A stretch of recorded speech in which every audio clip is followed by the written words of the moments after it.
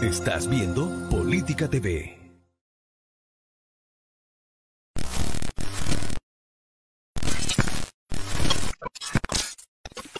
EC, El Centro, el diario informativo de la región del Maule.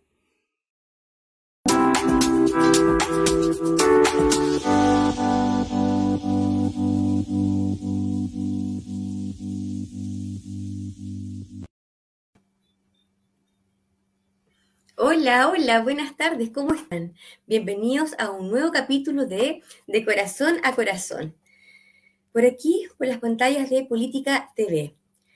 Quiero pasar una información importante, por si quieres contar tu historia, puedes inscribirte o escribir a administración@politicatv.cl. Bien, voy a dar paso a mi compañera y amiga panelista Verónica Valderrama, psicóloga clínica. Ahí está. Hola, Vero, ¿cómo te va? Hola, Jime, bien, espero que estés bien, contenta en este cuarto capítulo de este programa y con un tema súper interesante y muy contextual tenemos hoy día un invitado. Sí, es un tema de dolor, un tema muy, muy personal que hoy en día está bien de vanguardia y que nos lleva a reflexionar, sí, y a mirar también a nuestro alrededor y hacernos preguntas. Nosotros que buscamos y pensamos en una vejez digna, ¿verdad? Y no nos hemos preguntado cómo es una vejez digna para las personas que son gay, que son homosexuales. Nunca nos hemos preguntado eso y se sufre el doble. Entonces, bueno, por eso invitamos hoy día a quien tenemos esperando tras bambalinas, supuestamente como estuviésemos en las tablas, a Vladimir Urrutia, que nos va a contar parte de su historia. Y él también, fíjate, Vero, que es creador de la Fundación Vanguardista Divergente. Él tiene una historia bien especial, Vero. Sí, estuve leyendo un poco, yo no lo conocía y es muy interesante el tema. La entrevista que vi, un dolor muy grande que sufrió. Y siento que como sociedad estos temas tenemos que trabajarlos y exponerlos. Y personalmente a mí me toca bien directo, porque yo tengo un hijo gay. Ahora en enero se casa, así, yo digo se casa, pero en el fondo él opta por unión civil y siento que como sociedad tenemos mucho que trabajar. Y legalmente también hay mucho que legislar porque sé que le va a ser difícil. Ahí yo desearía que fuera un matrimonio igualitario, igual que todo. No por la condición sexual van a tener menos derechos. Exacto, todo lo contrario, hay que apoyar, sobre todo tú como mamá, debe ser súper doloroso, súper fuerte ver que tener un hijo en desigualdad de derechos cuando uno como madre lo único que quiere es descansar viendo a sus hijos felices, que puedan disfrutar de la vida, porque para eso uno trae los hijos al mundo, ¿verdad? Claro. Así que ahora presenta Jimé Bien, a nuestro vamos invitado. entonces, bienvenido Vladimir Urrutia, que nos va a contar su historia, una historia personal y maravillosamente, porque trae una consecuencia que yo creo que va a venir con mucha, mucha fuerza. Hola, Vladimir. Hola Jimena, ¿cómo estás? Muy bien, ¿y tú? Bien, Berito, ¿cómo estás? Qué gusto Hola, verte hola Vladimir. por acá por Política TV. Gracias por esta invitación y la verdad es que, mira, estoy bastante contento de conversar con ustedes porque finalmente nosotros tenemos que sociabilizar estos temas en la comunidad. Perdón, comunidad somos todos, somos indistintamente que pertenezcan o no a un sector determinado. Y en la medida que nosotros vamos sociabilizando y visibilizando estas problemáticas existentes en la sociedad, es que nos vamos haciendo cargo también y ver de qué manera nosotros nos convertimos en un aporte a la sociedad. Muchas veces alguien dice, oye, no es mi tema, no es mi problema, yo no me dedico a esto, por ende yo no voy a estar y evidentemente no voy a participar de alguna u otra conversación, pero en el fondo es parte de nuestra comunidad y mientras más lo sociabilizamos y lo visibilizamos, encontramos soluciones a las personas que están afectadas. Así que gracias por esta invitación, chiquilla, de verdad que sí. Tu historia partió el año 2014 con la triste partida, inesperada partida del amor de tu vida, de tu pareja, de Rodrigo, Sí, ¿verdad? mira, sí, nosotros con Rodrigo, bueno, la verdad es que yo te conozco, Jimé, hace muchos años, desde el año 90 y ya no me acuerdo, digámoslo así. Entonces, bueno, en ese entonces de pronto uno va descubriéndose en el camino y vas formándote según tu historia de vida y según las experiencias que vas viviendo. Sí.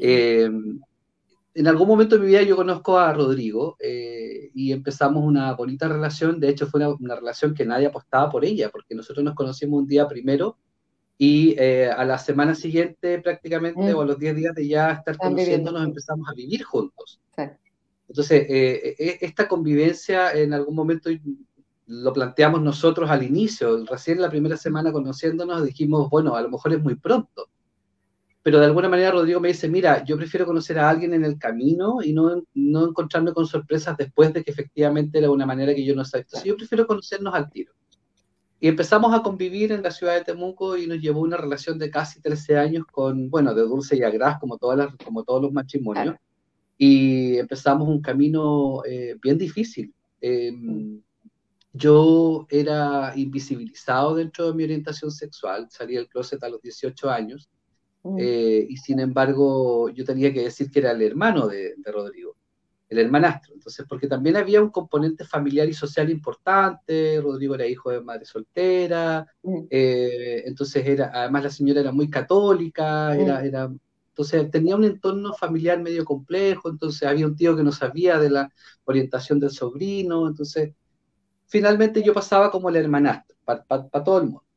Y bueno, Rodrigo fallece el 5 de octubre del año 2014. Recién se cumplieron 7 años ahora, el otro día. Y la verdad es que fue bastante sorpresivo, porque Rodrigo le dio un infarto. Nosotros teníamos una casa hermosa, 5 perros maravillosos, una vida relativamente sin preocupaciones. Y todo esto queda este accidente de la vida fue súper catastrófico para mí, no tanto por el fallecimiento de Rodrigo, que per se ya era un sufrimiento bastante grande, sino que por lo que vino después. Y ahí me empecé a dar cuenta que en Chile no existían políticas públicas que pudieran eventualmente poder contener, reparar o apoyar a la viudez gay. Y la viudez gay, que finalmente es un tema que nunca nadie ha tocado. ¿Se puede ser viudo en este país? Sí, se puede ser viudo, pero tú no, para ser viudo legalmente tienes que estar casado con alguien para que recién la sociedad contemple que tú eres viudo.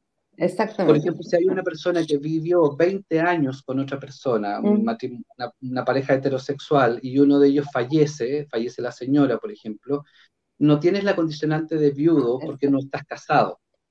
Pero el dolor y la emoción que sufre el viudo o la viuda es tanto igual o superior a la que padece la persona que efectivamente firmó un documento que dice que está casada.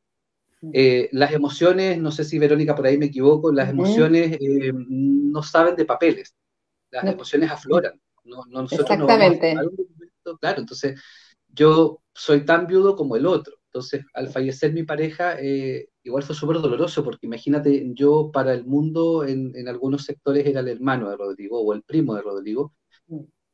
Y él fallece y me acuerdo, como Rodrigo era joven, tenía algo de 42 años,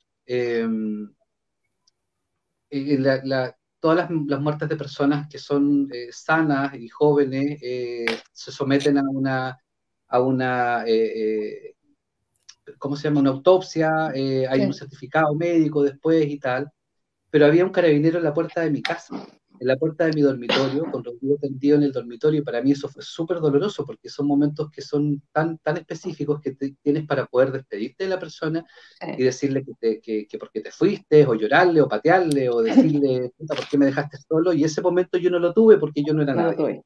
Luego el servicio médico legal, también para retirar el cuerpo. Yo solo no podía hacerlo y tenía que retirarlo junto con algún familiar cercano de Rodrigo, papá, mamá, hermanos o hijos, que en realidad nadie podía, y tuve que ir con el hermano y la mamá con un certificado de nacimiento de Rodrigo que acreditaba además que era hermano o sea, era sobrino de la persona. Entonces, hubo un sinnúmero de cosas que no se podían hacer. Ahora, yo no tuve el tiempo para despedirme solo de Rodrigo. Yo me acuerdo que la funeraria en algún momento, que yo contraté, que eran clientes míos, ellos me dieron a mí la oportunidad, incluso en un pasaje, en una de las calles de la ciudad de Los Ángeles, darme 5 minutos para que yo me despidiera solo de Ya. Rodrigo arriba del carro fúnebre. Uf. Entonces, antes de llegar de hecho a la iglesia. Entonces, hay cosas que finalmente nosotros como seres humanos podemos hacer y tenemos la voluntad de hacerlo, pero las leyes finalmente son las que no te Sí. permiten hacer las cosas. Entonces, hay algo que está mal, estamos legislando ¿para quién? Estamos legislando para una conveniencia doctrinal, Mm. para una conveniencia económica, o realmente estamos preocupados desde la base del problema que tiene que ver con el dolor que sufren las personas cuando sufren este tipo de pérdidas. Entonces, para mí después de eso vino la debacle, chiquilla. O sea, no tan solo yo perdí a mi pareja luego de casi 13 años de relación, sino que después la familia me demanda a mí en 2 instancias importantes para poder sacar el cuerpo de mi novio fallecido del cementerio y en primera instancia incinerarlo porque ellos alegaban que eso era lo que quería el finado, por así decir, cuando estaba vivo. Entonces el tribunal, es ahí donde yo le cuento al tribunal, oye, momento, la historia no era así. Nosotros éramos pareja, casi 13 años de relación, y entonces de alguna manera yo entiendo que yo sabía perfectamente lo que él quería, y lo que él quería nunca se manifestó con incinerarse, porque un día amanecía con que quería incinerarse, al día siguiente amanecía con que quería embalsamarse, al día siguiente que quería enterrarse, entonces nunca hubo una conversación seria respecto de eso. Recuerdo alguna vez, no sé, vimos en las noticias en Colombia que había un tipo que se había mandado a embalsamar arriba de una moto, ¿cachai? Era como un narco, algo así, no recuerdo muy bien. Entonces nosotros como para el chiste, en realidad, empezamos a conversar y dijimos, oye, ¿cómo quieres pasar a la otra vida? O sea, ¿qué quieres tú? Entonces él me dice, no sé, me dice, pero a ver, ¿qué quieres tú? Porque tú te vas a morir primero que yo, me decía. Entonces, bueno, yo quiero que me entierren en la tierra porque me gusta la idea del tema del cristiano, que quiero la tierra y qué sé yo, todo un tema simbólico para mí en lo personal. Claro. Y Rodrigo me decía, no, me dijo, yo quiero que me embalsamen. Yo le digo, pero ¿cómo te voy a mandar a embalsamar? Le digo, o sea, imagínate, nosotros estamos viviendo en, no sé, en Arica, le dije, yo no conozco a nadie y justo me va a tocar embalsamarte, ¿qué voy a hacer contigo? Te tengo que mandar donde tu mamá, le decía yo. Entonces, no sé, por último embalsámame, no sé, ha hecho una cama con una tele. Entonces, nunca hubo una conversación específica de lo que quería. Claro. Exacto. Entonces la familia alegaba que el Rodrigo quería incinerarse. El primer juicio se lo rechazaron, ellos fueron incluso al cementerio, me acuerdo a mí, a poner reclamos, porque para que te puedan exhumar, tienes que tener el permiso de la Seremi de Salud. Fui a la Seremi de Salud, me acompañó en ese momento el móvil, que les agradezco profundamente porque nunca me soltaron la mano, y el Seremi de Salud me trató súper mal. Porque en realidad era, oye, mira, anda al Congreso que te cambien las leyes, pero la verdad es que el protocolo es este. Y hay un orden de prelación que exige además el código sanitario para que tú puedas ser sepultado. Entonces, como la señora era la madre pide la autorización para exhumar el cuerpo, pero no tenía la autorización del dueño del terreno del cementerio. Entonces, lo que antes pasaba mucho, para que se hagan una idea, antes de este juicio, fue muy, muy categórico, era que las personas, por ejemplo, en los campos vivían 20 años, fallecía uno de ellos, pero ese era oficialmente casado con una persona que vivía en el pueblo, por ejemplo. Claro. Y llegaba la persona del pueblo después de 20 años, sacaba al finado, se lo llevaba al pueblo, al cementerio, y despojaba a la viuda conviviente de todo lo que pudiera haber tenido, porque por herencia le correspondía. Y normalmente la persona que queda en el campo no sabe dónde va a estar sepultada su pareja. Entonces, es un tema, ¿cachai? Y ahí empiezan si se oponen, les metían un juicio con abogados y todo, y siempre perdían. Siempre perdían. Y siempre se lograban sacar al final. Pero lo que nosotros hicimos finalmente fue hacer una presentación muy bonita, en realidad de carácter muy, y además muy emotiva, porque le explicamos al tribunal que efectivamente aquí había una relación de pareja de casi 13 años que no era culpa de nosotros que no podíamos casarnos, sino que no había la herramienta en ese momento para poder casarnos y tampoco firmar algún tipo de convivencia. Entonces el tribunal desestima la demanda y dice en uno de sus capítulos la demanda muy bonita, porque dice que además a todas luces eran una familia. Y la exigencia del Código Sanitario se cumplió toda vez que pedía que fuera sepultado en un lapso de 3 días, y fue cumplida, además por su pareja. Okay. Entonces, la familia, ya hasta el momento yo dije, bueno, hasta aquí llegó, o sea, ya no me van a molestar más, ya me sacaron todo lo que tenían que sacarme, qué sé yo, me quitaron el auto, la camioneta, qué sé yo, mil cosas. Y ellos intentaron en algún momento también negociar con dinero la firma del cementerio para que ellos pudieran exhumar a Rodrigo e incinerar. Entonces yo dije que no, porque en realidad para mí no tenía precio el cadáver de Rodrigo. Luego viene una segunda demanda, ya no para incinerarlo, sino que para sacarlo de donde está, en un terreno a nombre mío, a ponerlo a 8 metros de distancia en un terreno a nombre de su familia. De ellos. Y el tribunal vuelve de nuevo la familia a la carga y les dice, oye, yo soy la heredera, ¿qué tal? Y esto, otro, eso es información pública, de hecho, dicho sea de paso, porque está en la sentencia. Y el tribunal les dice que muy familias serán, pero el dueño del cementerio soy yo. Y que además yo cumplí con la, porque además estaban demandando, cumplí con la norma y además estaban demandando al cementerio que no les estaba autorizando que exhumaran al cuerpo de Rodrigo.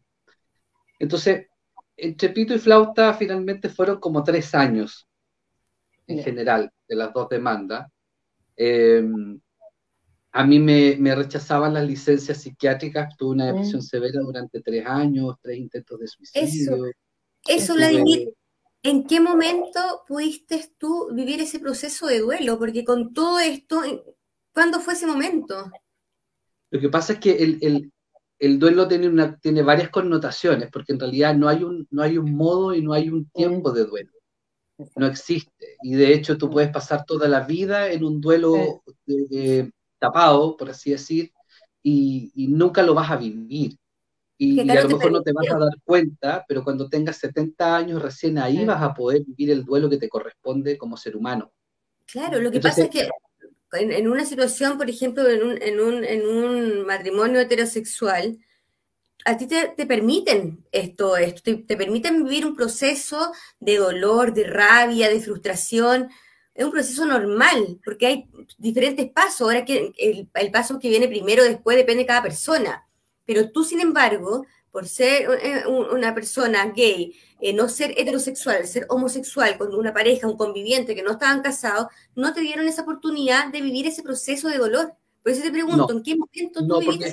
Porque fíjate que yo presenté, me acuerdo, las licencias médicas a la ISAPRE, o sea, hablando desde lo técnico, presento las licencias médicas al ISAPRE y el psiquiatra me detecta a mí una depresión severa. Como te digo, yo tuve 3 intentos de suicidio, que fue mucho, en mucho tiempo. O sea, perder a tu pareja, ser despojado de lo material, que también es un duelo que tienes que vivir, porque por mucho que sea una tetera, si tú quieres mucho la tetera, porque tienes un especial recuerdo con la tetera, porque te la compraste en la tetería no sé dónde, tú la pierdes de la nada, hay un duelo tiene un significado, claro. Claro, tiene un significado emocional. Un significado emocional importante, claro. Y tus animalitos también, estaban tus perritos, todo 5 eso. perros, ¿cachai? Entonces, los perros tenían nombres de personas, los humanizamos. Entonces, no, mira, bueno, entonces al final la ISAPRE me consideró a mí como 4 licencias médicas. Después vinieron las demandas y la ISAPRE a mí no me creyó. El psiquiatra del ISAPRE no me creyó. Y no me creyó porque finalmente una de las últimas conversaciones que tuve con el psiquiatra fue, bueno, o sea, si ustedes no estaban casados, o sea, yo creo que me dice que entonces tu proceso de recuperación va a ser más rápido. Claro, por firmar un papel, porque hubiese sido legal. Necesitas el papel. Ahora, lamentablemente la ley en Chile es súper clara, el matrimonio es entre un hombre y una mujer, y el otro día yo estaba en una conversación, me invitaron a participar de la Cámara de Diputados, de la Comisión Constitución, donde se estaba debatiendo el matrimonio igualitario, antes de que se votara el día 2 de septiembre, y escuchaba yo a los abogados y a los representantes de ONG, personas con vasta experiencia respecto del tema de políticas públicas para tratar del matrimonio igualitario. Y yo decía, ¿qué hago acá? Yo no soy abogado, yo estudié actuación. Entonces yo decía, ¿qué hago aquí? ¿Dónde estoy metido? Entonces, finalmente tuve que hablar desde el corazón, pero con una rabia contenida, porque mi novio falleció en el año 2014 y llevamos esta conversación del matrimonio igualitario desde mucho antes. Y de hecho, hoy día estamos recién a puertas de tener el matrimonio igualitario y estaban debatiendo en la Cámara en ese momento si es que se hacía o no religioso. Entonces todavía nosotros en el año 2021, mira lo irrisorio, Sí. lo irrisorio de esto. Yo leía el otro día una biografía que era la antihistoria, por así, la antibiografía de Clotario Blest, que hizo Mónica Echeverría, si no me equivoco, la escritora, de entrevistas a Clotario Blest, y ahí nos cuenta, además hace un breve resumen de la época en la cual él se empezó como a gestar como dirigente, que era a principios del 1900, de sus formadores que eran además curas y tal, y en ese tiempo, recién en ese tiempo ya estábamos conversando respecto del tema de la libertad. Mira, del año 1900, y nosotros todavía en el año 2021 estamos conversando si te permito a ti ser feliz y amar a quien tú quieres y protegerlo, porque el matrimonio es protección hacia la persona que tú amas, pero la estamos haciendo pasar por un filtro doctrinario. Entonces, claro, no hay reconocimiento. Claro, el otro día yo leía, por ejemplo, con mis hijos no te metas, oye, yo no me quiero meter con tus hijos, déjame amar a quien yo quiera amar libremente. Sí. O sea, que nosotros somos pedófilos, que somos aquí, que somos allá. Oye, la mayoría de los abusos infantos juveniles ocurren en las casas y de manos de los padres que son heterosexuales, o los tíos que son heterosexuales. En muchos casos la violación era oportunista. ¿Por qué? Porque hay niños que todavía tienen que dormir con los adultos, con padres, con los hermanos mayores, y no tienen sus camas individuales. Entonces, nosotros como sociedad, ¿qué hacemos para poder evitar ese tipo de circunstancias? Preocuparnos si el matrimonio homosexual es a través de la iglesia o no, o que si el niño tenga que o no manejar la información. Oye, el libro Nicolás tiene 2 papás, es hermoso, y le explica al niño que hay otras maneras de familia para poder aceptarlo en el aula, ¿cachai? Claro. Pero resulta que hay organizaciones que se dedican finalmente a portillarte todo esto. ¿Por qué? Porque finalmente es mucho más conveniente mantener a la población dentro de una burbuja. Claro. Yo la verdad es que lo pasé pésimo en esos 3 años. Pésimo. Mira, me ocurrió de todo. ¿Quién te apoyó en ese tiempo? ¿Quién estuviste acompañándote? ¿O algún movimiento que te respaldó con todo este proceso? Mira, el Movimiento de Liberación Homosexual en Chile, me ayudó mucho. Rolando Jiménez conmigo se portó excelente en cada vez que yo hablaba con él. Él me contenía porque de alguna manera yo me empecé a volver ansioso con toda esta cuestión. Me pegué una subida de peso enorme. Jiménez, te acordé que yo era súper flaco, pero me pegué una tremenda subida de peso. Tomaba pastillas para levantarme, para comer, para despertar, para hablar, para ir a trabajar. Eran como 5 pastillas diarias que tomaba. Entonces ocurrieron todos estos episodios porque el psiquiatra me decía, tú tienes que mantener la mente fría, es un proceso que tienes que vivir de un tiempo donde tienes que ir tomando decisiones en frío, no de manera emocional, porque si las tomas de manera emocional, mañana te vas a arrepentir. Entonces yo le pregunto a mi psiquiatra, le digo, ¿qué hago? ¿Qué hago? O sea, me están demandando mejor, ¿y qué pasa si yo les doy nomás el certificado? Claro. Me dijo, ¿qué hubiera querido Rodrigo? No, pero le dije, Rodrigo hubiera querido que yo diera la pelea, que me defendiera, porque me conoció medio rebelde. Entonces me dice, hazlo, tienes que hacerlo. Ya no es por ti, es por lo que van a venir. Ya no es por ti. Entonces me dice, termina lo que empezaste, tú dedícate a la parte legal y yo me dedico a tu parte mental. Yeah. Entonces definimos los caminos y finalmente yo le entregué mi vida al psiquiatra, porque si tenía una depresión o al psicólogo también, si tienes una depresión y si tienes y tienes que tomar decisiones, tú tienes que entregar tu vida a la persona que te está apoyando y ayudando. Porque si después le entregas tu vida y tomas decisiones y te mandas solo, entonces, ¿de qué vale la pena? Claro. Para eso hay gente que estudia para esto. Yo no estudié psicología ni psiquiatría. Entonces hay gente que estudia y a veces nosotros creemos que no, que es psicoterapia psicológica y que qué sé yo, psiquiatra, estamos todos locos y dale con la locura y qué sé yo, con la enfermedad mental y bla, bla, bla, bla. Entonces no es así. Para algunos de nosotros ha significado un apoyo fundamental en la toma de decisiones y me parece que hay gente que se dedicó a estudiar para que nosotros tengamos ese apoyo. Tú tuviste el apoyo en el fondo, en ese minuto del psiquiatra y todo. Claro. ¿Y cuándo comienza la gestación de esta fundación? Bueno, a raíz de estas 2 demandas, es que, había que hacer algo con este capital social importante. y me invitan a participar a mí unas amigas, unos amigos, de la creación de esta fundación. Yo soy cofundador, junto con otras personas, de la fundación que se llama FUBADI, de la región del Biobío, y con la finalidad de poder ayudar a personas que están siendo vulneradas en sus derechos de la comunidad LGBTIQA+. Ahora, tenemos una escuela nosotros para padres y trabajamos con muchos adultos y matrimonios heterosexuales que tienen hijos transgéneros o transexuales y que de alguna manera necesitan orientación, apoyo, contención, y nosotros vamos trabajando con ellos ciertos temas. Y es bonito porque de repente el otro día, por ejemplo, un chico trans logró hacer su cambio registral de nombre por la nueva ley de identidad de género, hizo su cambio, tiene ahora su carnet que dice sexo masculino, está con las hormonas, tiene un proceso de operaciones que vienen en camino, y la mamá lloraba porque me decía, yo me siento muy acompañada por ustedes, o sea, es el acompañamiento que necesitan los adultos de la experiencia vivencial de otras personas que han estado en esa situación es importante para las personas. Nosotros somos animalitos de costumbre, nosotros nos acostumbramos a ciertas cosas, como por ejemplo, supongamos que si el médico no hubiera trabajado directamente con pacientes para ver sus manos, su diagnóstico clínico, en realidad yo no me atendería con ese doctor que solamente lo vio por los libros. Tiene que aprenderlo, tiene que trabajar con la gente, tiene que trabajar con los pacientes. Los liceos técnicos profesionales van y aprenden mirando también los alumnos. Nosotros aprendemos mirando, somos de conducta. Entonces, de esa manera es que nosotros también vamos aprendiendo de las experiencias de los otros para no cometer los mismos errores. Así es.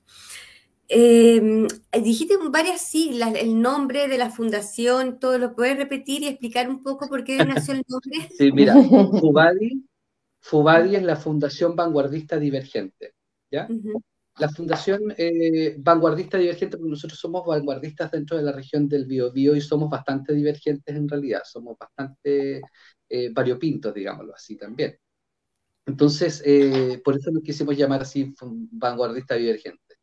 Y estamos trabajando desde la región del Biobío y además también nos invitaron a participar en la Red Nacional de Refugiados e Inmigrantes, donde se creó recientemente un manual para refugiados LGBTI, para que puedan tener la información respecto de la discriminación y de un sinnúmero de otros temas más relativos a la misma comunidad.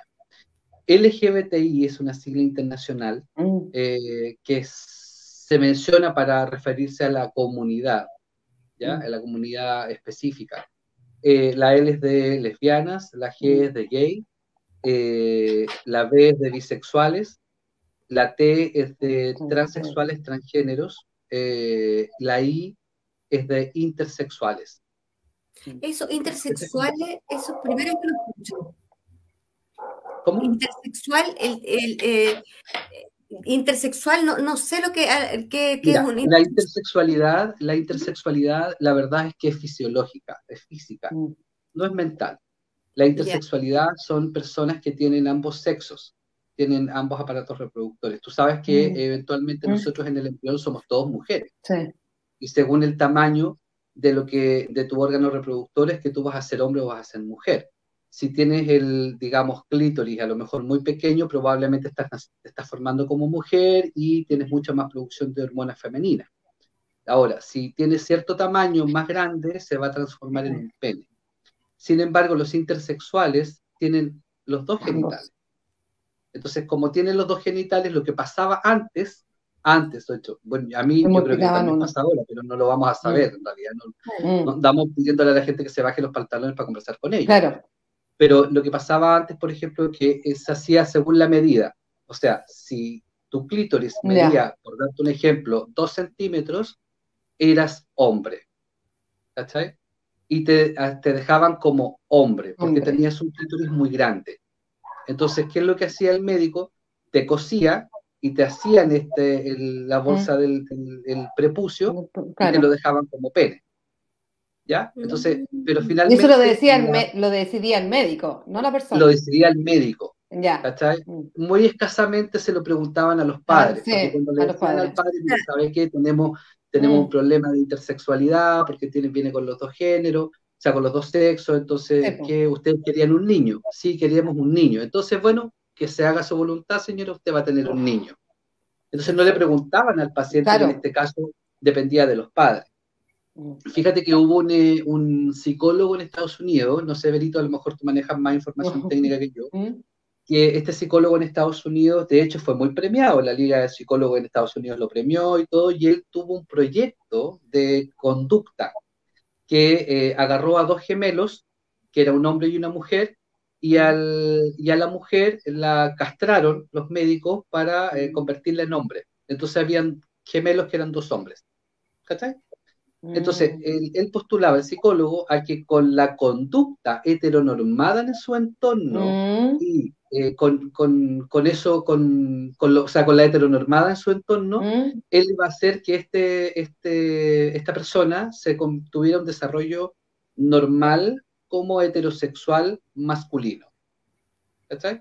Sin embargo, el niño empezó a presentar problemas desde la pequeña infancia, pero fue bloqueado con pastillas para que tuviera una infancia feliz, una adolescencia feliz, todo fuera feliz.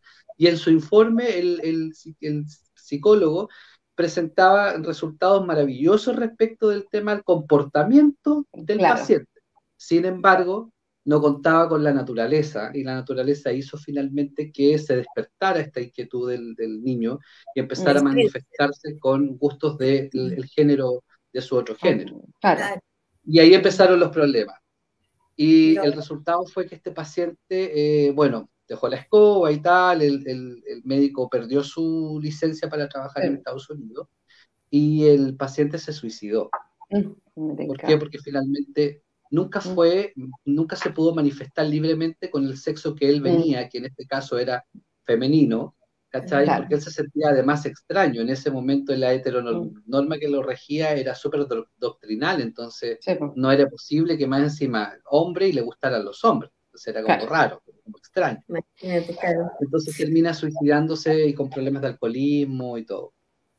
Entonces, la intersexualidad es eso, es las personas que tienen ambos sexos.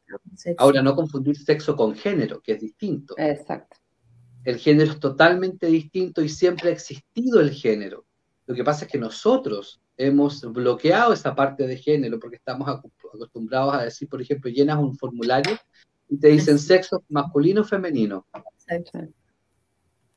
¿A quién le interesa tu sexo, sino tu género, o sea, tu género social, lo que tú estás expresando, tu expresión de género? O sea, tú ves un hombre, pero a lo mejor yo puedo ser mujer. ¿A quién le interesa si yo soy mujer en sexo? Así es. Mira, y ahora, ¿qué se viene? ¿Cuáles son los proyectos de la Fundación Vladimir? Nosotros estamos en la Fundación trabajando con los padres de niños transgéneros y es un proyecto muy bonito porque en realidad lo que nosotros hacemos básicamente es el acompañamiento. Conversar, orientar, y si es que aparecen personas que necesitan ayuda respecto de la vulneración de sus derechos, la abogada, que es otra cofundadora, les presta asesoría legal, hay psicólogos también para poder trabajar con las personas, entonces es un proyecto bien bonito en realidad. Y todo, mira, es tragicómico porque finalmente todo nace desde el dolor y la necesidad. Y eso yo creo que para mí es impagable, o sea, porque darte cuenta que te puedes convertir en un aporte a la sociedad es invaluable. Ser activista LGBTI, ser activista, para mí fue un accidente de la vida. Un accidente donde yo lo pasé pésimo, donde estuve súper mal, pero de alguna manera me fue convirtiendo en la persona que soy hoy. Exacto, ¿no? Y es un trabajo muy, muy bonito porque estuvimos conversando ayer, me contaste de una planificación respecto a esto en relación al adulto mayor, un trabajo social que quieres realizar y muy... sí, es muy asertivo. Justamente hoy en día, donde se habla mucho de los derechos del adulto mayor, donde se habla de una vejez digna, ¿verdad? Lo que pasa es que partamos de la base pensando que ¿qué es dignidad? Justamente. ¿Qué entendemos nosotros por dignidad? Todo el mundo anda hablando hoy día de la dignidad, la dignidad, la dignidad, y la dignidad ya como que hasta a veces como que cansa el tema de la dignidad por todos lados. Pero en el fondo, de verdad que hoy día nosotros necesitamos en este país ser personas más dignas. O sea, tener una vejez digna, una vejez en donde yo no esté preocupado por saber si voy a tener plata para comer a fin de mes o no. De saber que hoy día, por ejemplo, hay que tenerle más miedo a la vejez, no porque me salen más arrugas, sino que porque las enfermedades o patologías propias de la edad hacen que yo vaya a un centro asistencial y finalmente se transforme en un tedio para mí hacerme algún tipo de atención de salud, porque tengo que esperar 2 años para un examen, porque tengo que hacer una rifa para poder ir a operarme, porque tengo que pedirle al vecino los medicamentos que le sobraron de su tratamiento, porque eventualmente me podría a mí estar pasando algún tipo de patología similar.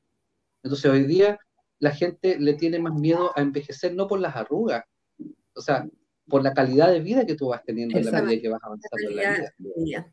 Así es. Imagínate, además, ser una persona mayor y de la comunidad LGBTI es terrible, porque la soledad es inmensa. Solo en la ciudad de Los Ángeles, que es donde yo vivo, hay alrededor de 32.000 personas mayores en esta ciudad, ¿ya? Repartidas en toda la ciudad, en clubes de adulto mayor, otras personas que no se congregan. Ok. Si tomamos esas 32.000 personas, hay una estadística súper básica que en realidad no sirve para nada, pero que en realidad en la conversación cotidiana la gente está acostumbrada a usarla. Nosotros podríamos decir que somos el 10% de la población mundial. Y si somos entre el 7 y el 10%, supongamos que el 10%, nosotros solamente en la ciudad de Los Ángeles tendríamos 3.200 personas mayores de la comunidad LGBTIQA+. ¿Dónde están?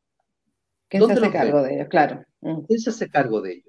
No están invisibilizados completamente. Sí. ¿Por qué? Porque finalmente cuando nosotros pasamos toda la vida fuera del closet, cuando nosotros somos ya mayores, vamos a tener que volvernos a meter al closet y negociar nuestra calidad de vida para que sea digna. ¿Digna en qué? En que una persona me cuide por si me caigo, que eventualmente alguien me cambie pañales, que eventualmente alguien me dé de comer en la boca si tengo algún tipo de accidente cerebrovascular y no me pueda mover. Entonces, nosotros vamos a tener que entrar a negociar nuestra identidad de género, en el caso de los transexuales, y además nuestra orientación sexual que se bloquea completamente. Porque hoy día cuando tú vas a los clubes de adulto mayor, les enseñan a los abuelitos a tener una relación con una vida afectiva y sexual, porque no, si los abuelitos también son hombres y mujeres y también tienen sexo. O sea, yo he escuchado a muchas personas, ay, ¿qué tienen los abuelitos? Yo les digo, bueno, sí, cuando vayan a la cama, entonces, ¿qué van a hacer? Ay, pero no hable de esas cosas, porque esas cosas también tienen que hablarlas las personas mayores, porque la educación antigua era otra. Hoy día nosotros tenemos más herramientas e información. Antes no habían esas herramientas y ellos tienen derecho al acceso. Sin embargo, las personas de la comunidad LGBTIQA+ están nulas, bloqueadas. ¿Qué haces con la persona mayor que tu tío homosexual que está viviendo en su casa? Tú eventualmente, que es heredada de los papás, vienen los hermanos, las presionan para vender y él va a vender porque se va a ir a construir una cabaña pequeña en el terreno o la casa de su sobrino o de su hermano menor. A la persona mayor LGBTI que hace eso, lo van a despojar, no lo despojan, sino que lo manipulan para que se venda esta herencia, para que con la excusa de que no quede solo, se va a vivir para allá, invierte todo su dinero en construir esa casa, le queda un poco de su pensión, pero más encima tienen que cuidar al viejo, pues tienen que darle comida, pero oiga, yo lo acepto, pero usted sabe que yo tengo hijos. Claro. Y ahí empiezan los ataques homofóbicos. Exacto, sí. Y si está mal, ojo, que se está invalidado, o si eventualmente tiene un accidente cerebrovascular y está secuelado, y necesita mucho más atenciones para la familia, como no es una obligación, porque es un tío nomás, un primo, entonces lo toman y se lo llevan a un hogar de ancianos. ¿Cachai? Ahora, cuando tú entras, ¿han entrado ustedes a los hogares de ancianos en Chile? ¿Ustedes han ido alguna vez a la Fundación Las Rosas o algo así? Han ido, ¿cierto? Que es sobrecogedor, uno va a conversar con los abuelitos y tal. Pero cuando tú entres, lo primero que ves es una cruz de 2 metros, por exacerbarla, una cruz con un caballero colgando indistintamente de las creencias religiosas que tengamos nosotros. Y más allá hay un santo, y más allá hay una virgen, y más allá está la difunta Correa. Yo vi una vez en un hogar de ancianos donde había una ¿cómo se llama? Una estatua acostada en una caja de cristal. Entonces yo pregunto, oiga, ¿quién está aquí? Yo pensé que era alguien embalsamado. No, me dijeron la difunta Correa, que la persona que donó esto era devota de la difunta Correa. Entonces mandó a hacer, pero ¿cómo la tienen ahí dentro de un cajón? En la iglesia. Los abuelitos vienen todos los domingos y pasan mirando el cajón. Entonces hay una violencia visual que hace que los viejitos también, o sea, las personas mayores, se empiecen a esconder más todavía, y vienen las depresiones, los suicidios. Generan temor también, y en la vejez hay mucho temor. Oye, hay tema para rato, se nos hizo el espacio como siempre súper cortito, así que Vladimir, ha sido un gusto tenerte, muy, muy agradecida de que hayas podido contar tu experiencia, tu historia, que te hayas podido abrir tu corazón a nosotros y también a los espectadores que quisieron conocer un poco más de ti. Muchos quizás están viviendo una experiencia parecida y también quizás van a querer acudir en algún momento a ti. Así es que si puedes decir cómo te pueden ubicar. Sí, mira, yo agradecido esta invitación, Verónica, Jime, excedí un poquitito, perdón, me apasiona un poco el tema. Pueden encontrarnos como Fubadi Chile en Instagram o Fubadi Bio Chile en Facebook también. Bienvenidos todos a quienes quieran participar con nosotros. Tenemos actividades casi todas las semanas y siempre estamos tratando de tener algún tipo de capacitación. Así que gracias por la invitación, estoy contento, con el corazón llenito, feliz de verte, Jimmy, porque te veo hace muchos años, pero siempre hemos mantenido el contacto y eso es bonito. Perito, muchas gracias por tu acogida y felicidades por este matrimonio.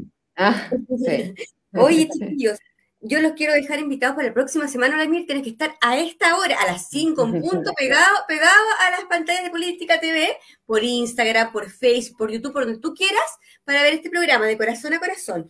Vamos a tener una invitada que es una Artsmate, una Urra Coloma, una tremenda mujer, estupendísima. Ella, a través de sus fotos publicitarias, fotos artísticas, donde ella muestra su cuerpo bonito, ha podido sacar adelante a sus hijos. A través de ese trabajo, de ese oficio, ella ha podido sacar a sus 2 hijos, uno de ellos con síndrome de Asperger. Así que vamos a tener esta historia de Lucía Urra la próxima semana, una historia de dolor, una historia de esfuerzo de una gran mujer, una mujer empoderada.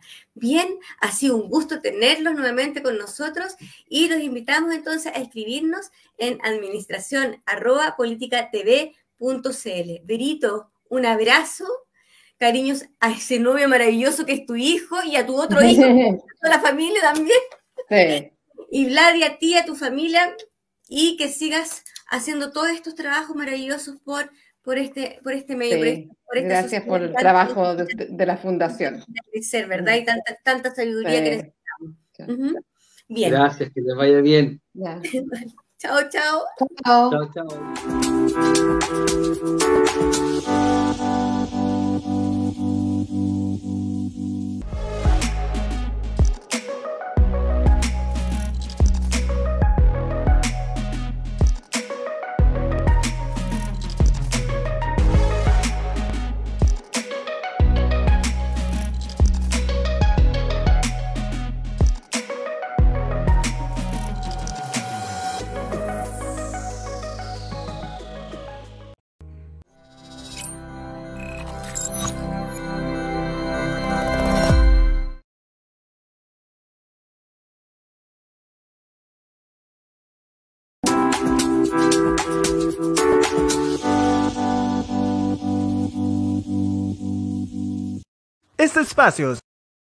Este espacio es presentado por Estudios Legales, especialistas en Derecho Laboral y Derecho Regulatorio de los Recursos Naturales. Visítanos en www.estudiolegales.cl o escríbenos a contacto@estudiolegales.cl. Talca Box, alimentación saludable. Visítanos en la calle 3 Oriente entre 1 Norte y 1 Sur en la ciudad de Talca. Inmobiliaria Los Bellotos. Construye tu biorefugio. Contáctanos al +569 56 46 90 76.